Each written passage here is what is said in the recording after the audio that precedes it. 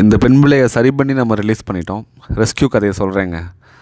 போன 2024 December month அப்போ வந்து நம்ம கோச்சாடையில் இவளை சாக்கடைக்குள்ளே விழுந்துட்டு அடிபட்டுருச்சு அப்படின்னு சொல்லிட்டு பிரதர் ஒருத்தர் கூப்பிட்டுருந்தாரு.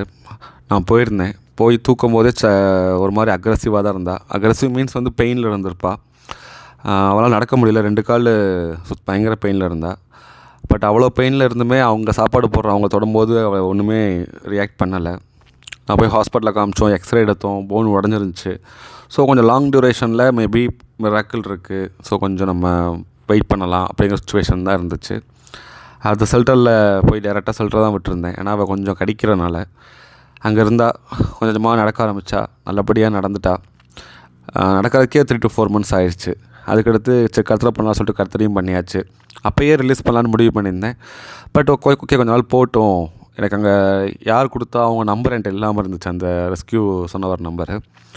போன வீக்கு பேசினார் என்கிட்ட, பிரதர் நான் விட்டுறேன், 4 காலும் கண்ணு நல்லா இருந்தால் உள்ளே வைக்கக்கூடாது, அவங்களுக்கு வந்து நீங்கள் எங்கள் சாப்பாடு போடுறதுக்கும் இருக்கீங்க, அந்த இடமும் கொஞ்சம் சேஃப்டியாக நடந்தான் சொல்லிவிட்டு நான் சொல்லியிருந்தேன்.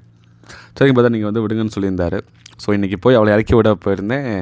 பசங்களை சொல்லி வண்டி எடுத்து வந்துட்டார் அவர். நானும் அந்த ஸ்பாட்டுக்கு போயிட்டேன். ஏன்னா வீட்டு பக்கத்தில் தான் ஸ்பாட்டு. அவள் இறங்கவே இல்லை. நானும் கூண்டை கவுத்து விட்றேன், சுத்தமாக அவள் இறங்கவே இல்லை. அடுத்து உள்ளேருந்து இழுக்கிறேன் அவளை, வெளியே வாடின்னு. அப்படியுமே வந்து அவள் போகிற மனசு இல்லை. பட் எனக்கு இது எப்படி சொல்கிறதுனா, நமக்கு 2 வேளை சாப்பாடு போட்டுட்டு லைஃப் லாங் வைக்கலாம். பட் நம்ம அதுக்காக இங்கே நம்ம ஆரம்பிக்கலை.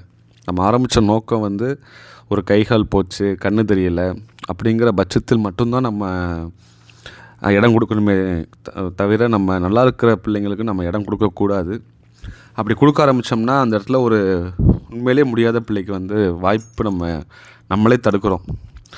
ஸோ வந்து நிறையா அனுபவங்கள் நமக்கு இருக்குங்க அந்த ஷெல்டர் கான்செப்டில். முடியாத பிள்ளைங்களுக்கு இடம் கொடுக்குறது தாங்க தர்மம். அதுக்கு தான் நம்மளால் அவ்வளோ எஃபர்ட் எடுத்து பண்ணுறது அவங்களுக்கு தான். சரியாயிடுச்சுன்னா முடிஞ்ச வரைக்கும் ரிலீஸ் பண்ணுறது நல்லது. என்னை மாதிரி மற்ற யாராவது நீங்கள் வச்சுருக்கீங்க அப்படின்னா, நல்லா இருக்கிற பிள்ளைங்களுக்கு இடம் கொடுத்து லாக் பண்ணிடுறீங்கன்னா கஷ்டப்பட்டுறாதீங்க. முடிஞ்ச வரைக்கும் இங்கே பேசுவாங்க, காசு தரேன் மாதம்னு எடுத்து வச்சுக்கோன்னு சொல்லுவாங்க. தயவுசெய்து அது மட்டும் தப்பு மட்டும் பண்ணாதீங்க. நம்ம இருக்கிற இங்கே ஆட்களே கம்மி தான். முடிஞ்ச வரைக்கும் ஊனமுற்ற பிள்ளைங்க, கண்ணு தெரியாத பிள்ளைங்க, அந்த மாதிரி தேவையறிஞ்சு சேவை செய்யுங்க.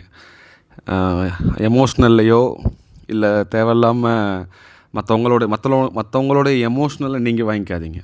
நன்றிங்க.